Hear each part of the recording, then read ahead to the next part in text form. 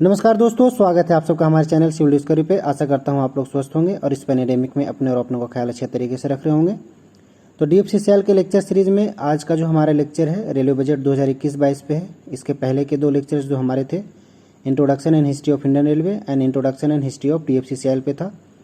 तो जो भी हमारे चैनल पर आज नए जुड़े हैं वो जाकर के उन दो वीडियोज़ को भी ज़रूर देखें। लिंक आपको डिस्क्रिप्शन बॉक्स में मिल जाएगा। चलिए तो स्टार्ट करते हैं दोस्तों। इस बार हमने आपके लिए एक नया इनिशिएटिव लिया था। इस बार का जो हमारा लेक्चर है वो बाइलिंगुअल है, यानी कि हिंदी और इंग्लिश दोनों में है। तो ये इनिशिएटिव आपको कैसा लगा आप ज़रूर हमें कमेंट बॉक्स में बताइएगा। इस बार का जो लेक्चर है वो आपका होस्ट और दोस्त यानी कि शुभेंदु अमित के द्वारा ये लेक्चर आपका तैयार किया गया है। तो जैसा कि आपको पता है, इस बार का जो रेल बजट है 1 फरवरी को यूनियन बजट के साथ ही पेश किया गया था, यानी कि प्रेजेंट किया गया था, जो हमारी ऑनरेबल फाइनेंस मिनिस्टर हैं निर्मला सीतारमण के द्वारा। तो इस लेक्चर्स में हम लोग देखेंगे दोस्तों कि क्या कुछ नया हुआ है रेलवे बजट में और क्या कुछ नया होने वाला है रेलवे में। तो इसके बारे में हम लोग बात करेंगे और आपके एग्ज़ाम के पॉइंट से कौन सा सेक्शन ज़्यादा इंपॉर्टेंट है रेल बजट का। वैसे तो रेल बजट काफ़ी लार्ज सेक्शन होता है, लेकिन हम लोग सिर्फ उस पर बात करेंगे जो कि आपके एग्ज़ाम के लिए इम्पोर्टेंट होता है और जिस पोर्शन से आपके एग्ज़ाम में क्वेश्चन पूछे जाते हैं। तो इससे रेल बजट से हर साल अच्छे खासे क्वेश्चंस पूछे जाते हैं। अगर आरआरबी का पेपर हो या फिर कोई भी जनरल कंपटीशन का एग्ज़ाम हो। इसके अलावा अगर हम डीएफसीसीएल की बात करें तो डीएफसीसीएल में भी काफ़ी अच्छा वेटेज रहेगा रेल बजट का।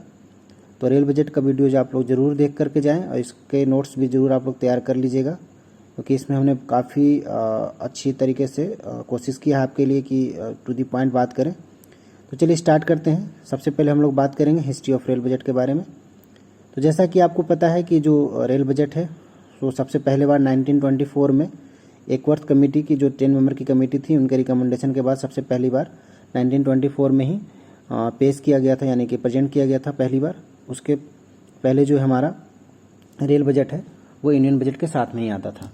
चलिए, तो 1924 में पहली बार रेल बजट पेश किया गया, जो कि अब मैंने आपको हिस्ट्री वाले वीडियोज़ में भी बता रखा है।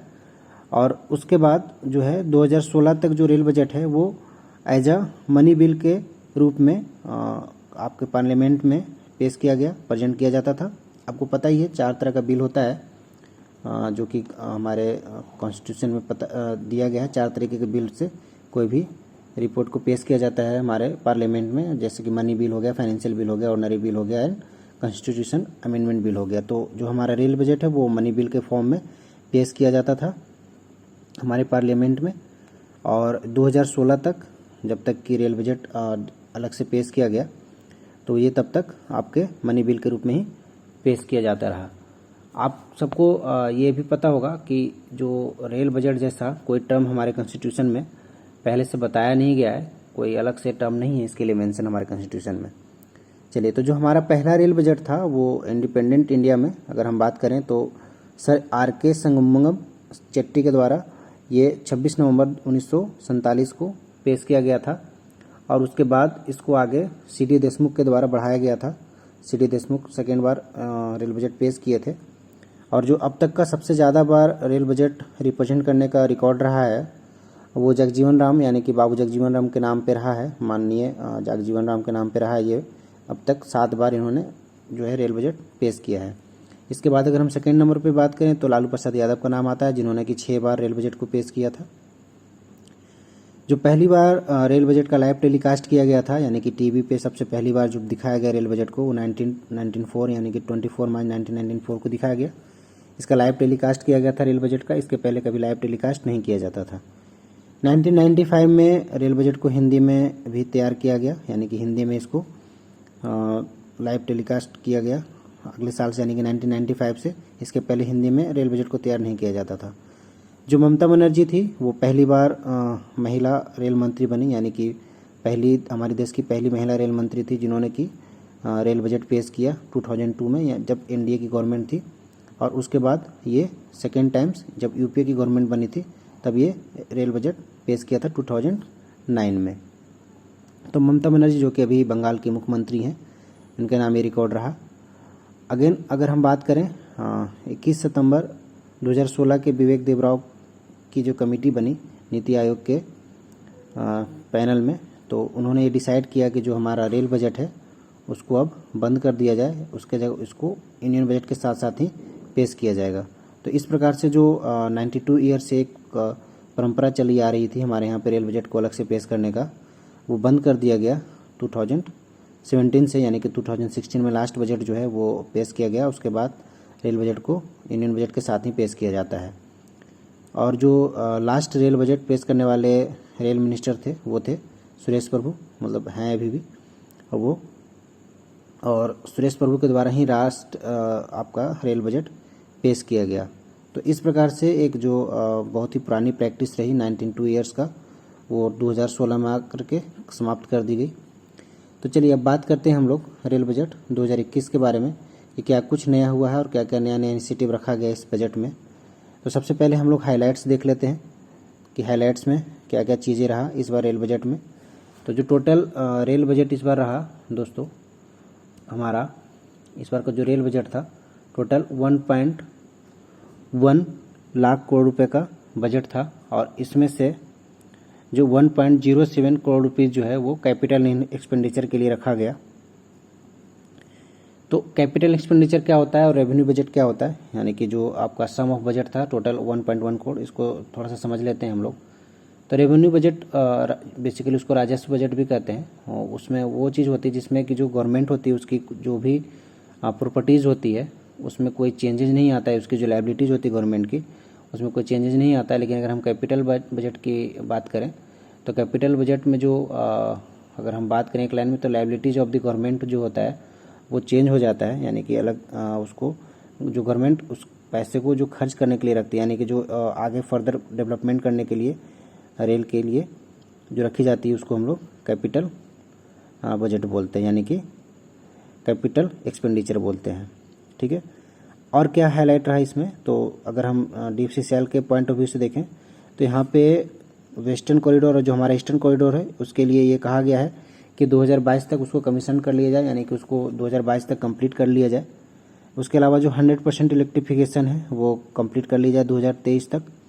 इसके अलावा जो भी ट्रेन का कोलिजन होता है तो उसको ऑटोमेटिकली इंडिजिसली, यानी कि जो इंडियन टेक्नोलॉजी है उसके हेल्प से इसको 100% एलिमिनेट करने की कोशिश किया जाए, जिससे कि ह्यूमन एरर ना के बराबर रहे।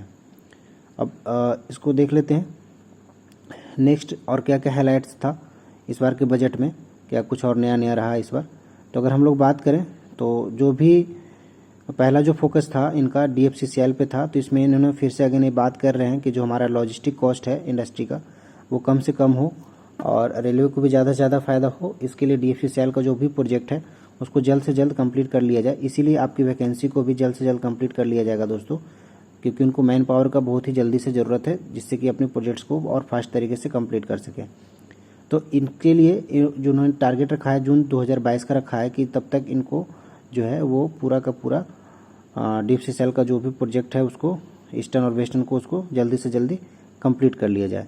इसके अलावा इस बार का जो सबसे नया पॉइंट रहा इस रेल बजट में, इस बार नया रेल प्लान लाया गया, नेशनल रेल प्लान लाया गया जो कि 2030 के लिए लाया गया है। तो उसके बारे में आगे हम लोग और डिटेल में बात करेंगे और उस पर हम एक सेपरेट वीडियो भी लेकर के आएंगे दोस्तों। इसमें जो कि फ्यूचरिस्टिक दिखता है काफ़ी।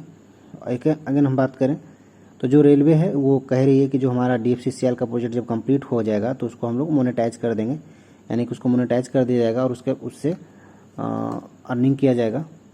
अगेन बात करें मेट्रोज के लिए, तो मेट्रो के लिए क्या कुछ नया हुआ, तो जो मेट्रो का जो चेन्नई मेट्रो का सेकेंड फेज है उसके लिए 63,246 करोड़ रुपीज़ दिया गया, और बेंगलोर मेट्रो का जो फेज़ 2 है उसके लिए भी 14,788 करोड़ रुपीज़ दिया गया है। इसके अलावा नागपुर मेट्रो के लिए 5,976 करोड़, एंड इसके अलावा नासिक और कोच्चि मेट्रो के लिए भी कुछ जो अमाउंट है उनको डिसाइड करके दे दिया गया है। अगर हम बात करें आगे तो जो total 702 kilometre metro already operation में है इंडिया में। इसके अलावा 1016 किलोमीटर मेट्रो को अंडर कंस्ट्रक्शन है जो कि 27 सिटीज़ में चल रहा है। इसके अलावा एक नया कॉन्सेप्ट इस बार लेकर के आया गया है जिसमें कि मेट्रो लाइट और मेट्रो नियो को इंट्रोड्यूस किया गया है टियर 2 सिटीज़ के लिए, और जो भी पेरिफेरल होता है हमारा टियर 1 सिटीज़ उसके लिए। जैसे कि आपको पता है, अगर आप दिल्ली NCR में रहते होंगे तो आपको पता होगा एक दिल्ली से लेकर के मेरठ तक के लिए RRTS का एक प्रोजेक्ट चल रहा है जिसमें कि मेट्रो लाइट को इंट्रोड्यूस किया गया है। तो आगे हम लोग उसके बारे में और भी बात करेंगे कि क्या होता है मेट्रो लाइट और मेट्रो नियो। और हम बात करें तो एक रिकॉर्ड सम जो है दिया गया है किसके लिए, कैपिटल एक्सपेंडिचर के लिए, क्योंकि रेलवे का जो मेन फोकस है वो इंफ्रास्ट्रक्चर को ज़्यादा से ज़्यादा बढ़ाने के ऊपर है। और इसके अलावा जो 263 किलोमीटर जो जैसा कि मैंने पहले वाले वीडियो में बताया था आपको कि जो सोननगर से लेकर के आपका बंगाल का जो एरिया है डांगकुची वहाँ तक के लिए जो 263 किलोमीटर का प्रोजेक्ट है उसको पीपीपी मोड पे दे दिया गया है, यानी कि पब्लिक प्राइवेट पार्टनरशिप मोड पे उसको दे दिया गया है, जिसको जल्दी से जल्दी कंप्लीट किया जा सके। इसके अलावा जो फ्यूचर में डीएफसीसीएल का प्रोजेक्ट है जैसे कि ईस्ट कोस्ट कॉरिडोर, इसके अलावा आपका east west corridor and north south corridor, तो उसको कंप्लीट कराने की बात की गई है। इसके अलावा और भी देख लेते हैं जो क्या क्या की अनाउंसमेंट रहा इस प्रोजेक्ट में, रेल बजट में क्या क्या और नया की अनाउंसमेंट किया गया है। तो इसमें एक नया जो टेक्नोलॉजी है, यानी कि जैसा कि मैंने आपको बता रहा था कि मेट्रो लाइट और मेट्रो नियो दो नए टेक्नोलॉजी के बारे में बात किया गया है, जो कि टीयर 2 सिटीज़ और टीयर 1 सिटीज़ के पेरिफेरल में चलाया जाएगा। 100% इलेक्ट्रिफिकेशन के टारगेट रखा गया है दिसंबर 2023 तक के लिए। और अगर अब तक की बात करें तो 72% जो भी इसका पोर्शन है इसको 2021 में ही कंप्लीट कर लेना है, यानी कि 2021 के लास्ट तक इसको 72% कवर कर लेना है, यानी कि कंप्लीट कर लेना है। इसके अलावा जो भी हाई डेंसिटी नेटवर्क का रूट है उस पर कम से कम कोलिजन हो सके ट्रेनों का, तो उसके लिए इंडिजियसली यानी कि जो इंडियन टेक्नोलॉजी है उसके हेल्प से ऑटोमेटिक प्रोटेक्शन सिस्टम तैयार किया जा रहा है, जिससे कि कम से कम जो कोलिजन है वो हो सके। आपको पता ही होगा त्रिनेत्र सिस्टम यूज़ करती है इंडियन रेलवे कोलिजन से बचने के लिए।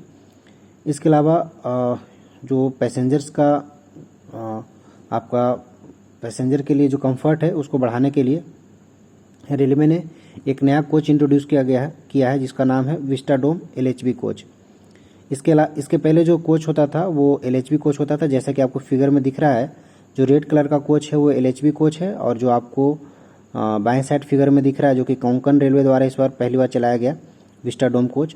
तो बेसिकली इसमें जो आपका ग्लास के एरिया होता है, विंडोज एरिया जो होता है वो ज़्यादा बड़ा होता है विस्टाडोम कोच में, और पीछे की तरफ भी विंडोज लगे होते हैं और इसके छत पे भी विंडोज होते हैं जो हिली एरियाज में ट्रेन चलाए जाते हैं, जिससे कि पैसेंजर को ज़्यादा लुत्फ मिलता है नज़ारों का।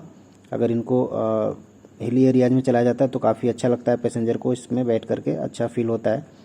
और अगर विंडो का स्क्रीन थोड़ा ज़्यादा बड़ा हो तो बाहर का नज़ारा और अच्छा तरीके से दिखता है। तो विंडोज जो भी पैसेंजर होते हैं उनके लिए एक अच्छा एक्सपीरियंस होता है। यूरोप में पहले से ऐसी ट्रेनें चलती आ रही है, अब हमारे इंडिया में भी इसको इंट्रोड्यूस किया गया है इस प्रकार के ट्रेन का। और इसमें शॉक्स बहुत कम फील होता है, और इसके अलावा जो इसका कंफर्ट होता है इसमें इसके ट्रेन के बोगीज़ में तो वो काफ़ी अच्छा रहता है। तो पैसेंजर के पॉइंट ऑफ व्यू से भी कुछ नया किया जा रहा है। चलिए अब हम लोग बात करते हैं जो सबसे इम्पोर्टेंट सेक्शन है कि क्या क्या अनाउंसमेंट किया गया डीएफसीसीएल के लिए। तो डीएफसीसीएल के लिए जैसा कि हमने आपको बताया कि जो आपका वेस्टर्न और ईस्टर्न कॉरिडोर है उसको 2022 तक कमीशन करने की बात की गई, यानी कि कंप्लीट करने की बात की गई है। इसके अलावा जो सोननगर गोमो का सेक्शन है, जो सोननगर डांगकुची वाला जो लास्ट सेक्शन है उसमें आपका पीपीपी मॉडल पे उसको दे दिया गया है, यानी कि पब्लिक प्राइवेट पार्टनरशिप मोड पे उसको दे दिया गया है कंप्लीट करने के लिए। इसके अलावा कुछ नए कॉरिडोर्स बनाए जाएंगे इन फ्यूचर, जिसमें कि आपका ईस्ट कोस्ट कॉरिडोर है जिसको खड़गपुर से बिजवाड़ा तक होगा, जो ईस्ट वेस्ट कॉरिडोर है आपका भुसावल से खड़गपुर टू डांगकुनी तक का होगा, और नॉर्थ साउथ कॉरिडोर जो है वो आपका इटारसी से विजयवाड़ा तक के लिए होगा। तो इस प्रकार से आप देख रहे हो कि टोटल न्यू कॉरिडोर की बात की गई है, जिसमें कि बहुत सारे का जो डीपीआर है वो फर्स्ट फेज का कंप्लीट भी हो गया है। नेक्स्ट फेज का डीपीआर के लिए काम चल रहा है।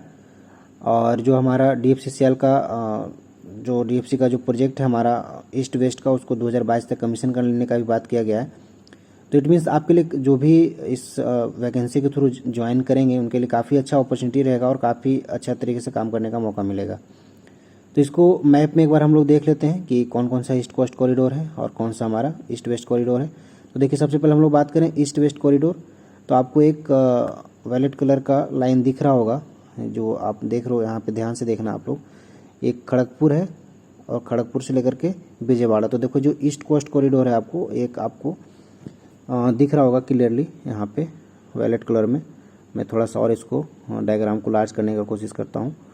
तो आपको यहाँ पे दिख रहा होगा ये जो स्टार्ट हो रहा है ये खड़गपुर से स्टार्ट होकर करके, और ये जो विजयवाड़ा, ये देखो आप पूरा जो कोस्टल एरिया है ईस्ट का, इसको कम्प्लीटली कवर कर लेने की कोशिश किया गया है इसमें। जो टोटल कोस्टल एरिया आप देख रहे हो यहाँ पे, जो खड़गपुर से विजयवाड़ा के बीच में जो आपका जो कोस्टल एरिया है, जो जितने भी कोस्ट वाले एरिया है उनको कवर करने की कोशिश किया गया ताकि ज़्यादा से ज़्यादा जो है ट्रेड में हेल्प मिल सके। मैं आपके लिए इमेज को और थोड़ा लार्ज कर दिया हूँ, तो आप इसको ध्यान से देखना। तो ये खड़गपुर से विजयवाड़ा का जो एरिया है, इसमें जितने भी कोस्ट आएंगे वो इसमें कवर हो जाएंगे। तो यहाँ से काफ़ी अच्छा होगा कार्गो को ले जाने में, जो भी शिप कार्गो आएंगे उनको आसानी से ट्रांसपोर्ट किया जा सकेगा। जो सेकेंड है हमारा ईस्ट वेस्ट कॉरिडोर, जो आपको दिख रहा होगा यहाँ पे, ईस्ट से लेकर के वेस्ट तक का, जो देखो आप यहाँ पे ध्यान से देखना, तो आपको दिख रहा होगा जो खड़गपुर से स्टार्ट होते हुए भुसावल तक जा रहा है ईस्ट वेस्ट कॉरिडोर। जो आपको यहाँ पे दिख रहा होगा एक ग्रीन कलर का लाइन दिख रहा होगा,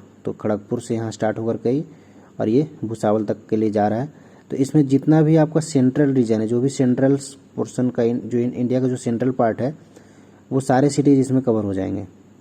जैसे कि छत्तीसगढ़ हो गया, उड़ीसा हो गया और आपका महाराष्ट्र हो गया, तो ये सारे इसमें कवर हो जाएंगे। तो यहाँ से भी शिपमेंट करना आसान हो जाएगा। नेक्स्ट जो आपका है वो नॉर्थ साउथ कॉरिडोर है, जो कि विजयवाड़ा से लेकर के नागपुर इटारसी तक जाएगा।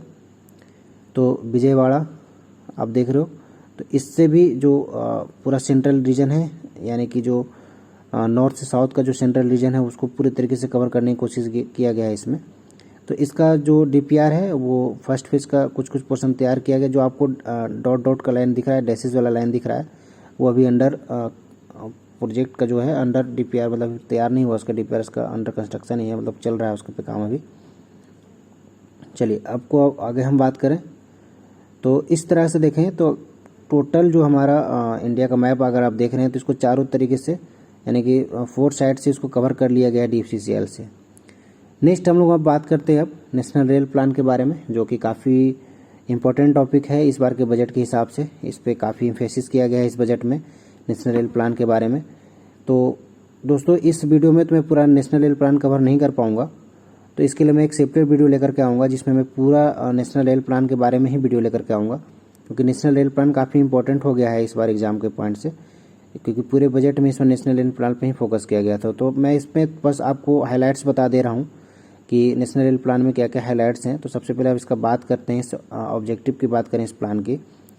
तो रेलवे जो है वो लॉन्ग टर्म डेवलपमेंट के लिए अब सोच रही है, जिसमें कि वो 10 साल या और आने वाले 20 साल और 30 साल तक के लिए योजना बना करके रखे, जिससे कि उसको आसानी हो अपना डेवलपमेंट करने के लिए। तो सबसे पहला ऑब्जेक्टिव तो इसका यही है कि लॉन्ग टर्म रेल डेवलपमेंट इसको करना है। और जो पैसेंजर और फ्रेट डिमांड है उसको फोरकास्ट किया जाए। फोरकास्ट का मीनिंग जो सिविल वाले स्टूडेंट्स होंगे वो अच्छे तरीके से समझते होंगे, क्योंकि वो जब वाटर टैंक डिज़ाइन करते हैं, कोई भी डैम डिज़ाइन करते हैं, तो उनको पता है कि फोरकास्टिंग का क्या इंपॉर्टेंस होता है। तो किसी भी सिटीज़ के लिए जब आप वाटर डिमांड के लिए डिज़ाइन करते हो तो वहाँ पे फोरकास्ट करते हो कि पॉपुलेशन कितनी बढ़ेगी और क्या वहाँ पे वाटर का डिमांड रहेगा। तो उसी तरीके से यहाँ पे पैसेंजर और फ्रेट किस हिसाब से बढ़ेगी, उस हिसाब से अगर हम उसको पहले ही फोरकास्ट कर लें तो उसके अकॉर्डिंग हम इंफ्रास्ट्रक्चर को डेवलप कर सकते हैं। तो जो भी इंफ्रास्ट्रक्चर डिफिशियंसी है वो नहीं रहेगी। तो जो थर्ड पॉइंट हमारा यही है कि जो इंफ्रास्ट्रक्चर डिफिशियंसी है उसको कम से कम किया जाए, ताकि ज़्यादा से ज़्यादा ट्रेनें चलाया जा सके। नेक्स्ट, जो भी फंडिंग का रिक्वायरमेंट है, जो फाइनेंसिंग का स्ट्रेटजी है, उसको पहले से तैयार किया जाए कि किस इंफ्रास्ट्रक्चर के लिए कहाँ से फंड लेकर के आना है, वो सब पहले से ही प्रिपेयर कर लिया जाए उसके लिए। नेक्स्ट जो हमारा जो फ्राइट ट्रेन है, जो कि अभी आपको पता है, मैं सेकेंड लेक्चर में भी आपको बताया था कि अभी 22 किलोमीटर पर आवर की एवरेज स्पीड पे चलती है, जो कि टारगेट है गवर्नमेंट का उसको 50 किलोमीटर पर आवर तक ले जाने का, जिससे कि रेलवे ज़्यादा से ज़्यादा माल का ढुलाई कर सके, यानी कि ज़्यादा से ज़्यादा कार्गो का वो जो है फ्राइट का जो है ट्रांसपोर्टेशन कर सके, तो ज़्यादा से ज़्यादा इसको बेनिफिट हो सके। अगेन जो रेलवे का कॉस्ट है उसको 30% तक कम किया जाए, जिससे कि और ज़्यादा बेनिफिट मिले। और एक इसके अलावा नेशनल रेल विजन भी तैयार किया गया है 2024 के लिए। तो दोस्तों ये हमारा नेशनल रेल प्लान का हाईलाइट था, जो कि मैं आपको ज़्यादा डिटेल में तो नहीं बता पाऊँगा इस वीडियो में, क्योंकि थोड़ा सा शॉर्टेज रहता है टाइम का। मैं नेक्स्ट वीडियो आपके लिए ज़रूर लेकर के आ रहा हूँ, बहुत ही जल्द वो वीडियो आपको मिलेगा हमारे चैनल पे, तो जिसमें आपको नेशनल रेल प्लान के बारे में पूरा डिटेल बताने वाला हूँ। और उस वीडियो को आप ज़रूर देखना, क्योंकि एग्ज़ाम पॉइंट से वो काफ़ी इंपॉर्टेंट है। तो दोस्तों ये था आज का हमारा वीडियो, हमें देखने के लिए आपका बहुत बहुत धन्यवाद। और आप हमारे साथ लास्ट तक बने रहे, इसके लिए और ज़्यादा धन्यवाद आपको दोस्तों जिस प्रकार से आप लोग हमें प्यार दे रहे हैं अपने चैनल पे, बहुत जल्द आपने 150 सब्सक्राइबर कर दिया है हमारे चैनल पे, तो जल्द से जल्द इसको 1000 तक पहुंचाने की कोशिश करें और अपने दोस्तों को भी बताएं इस चैनल के बारे में। यहाँ पे आपको सारा इन्फॉर्मेशन मिलेगा और सारी तैयारी जो है अच्छे तरीके से करवाई जाएगी दोस्तों। तो इसके लिए आप लोग को सबसे पहले बहुत बहुत धन्यवाद कि आपने हमारे चैनल को 150 सब्सक्राइबर तक पहुँचाया और आप हमारे